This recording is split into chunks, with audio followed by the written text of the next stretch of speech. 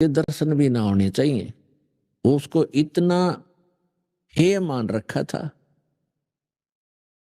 तो पुण्यात्माओं, जिनके संतान नहीं होती थी उनका जीना दुर्भर हो जाता था समाज के अंदर। संतान में भी विशेषकर हम पुत्र को ही मुख्य मानते रहे।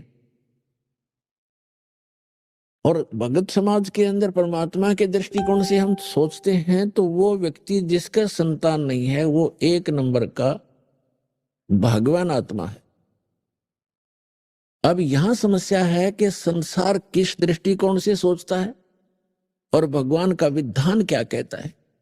अब वो पुण्यात्मा क्यों है? क्योंकि इस मनुष्य जीवन का मूल उद्देश्य हमारा मोक्ष कराना है। और यदि उस निसंतान दंपति को ये ज्ञान समझ में आ जाए और वो समाज की तरफ ना देखकर बहुत आसानी से भक्ति करके पीछा छुड़ा सकता है। अब ठीक है, संतान होना बुरा नहीं बताया भगवान ने, लेकिन जो संतान भगवान से नहीं जुड़ेंगी वो आपको सदा दुखी ही करेंगी, क्योंकि उनके जो बुरे बुरे संस्कार साथ होंगे।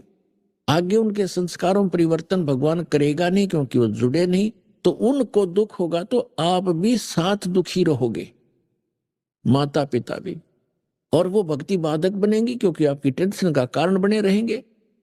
तो इस कारण से परमात्मा जो बताना चाहते हैं कि जिनका संतान नहीं है, ठीक है समाज उनको कुछ भी सोचे और कहे, लेकिन भगवान के विधान अनुसार वो एक नंबर की पुण्य आत्मा है। जय भक्ति करे हैं और भक्ति नहीं करती है तो वो तो फिर और भी ज्यादा दुर्भाग्य है उनका।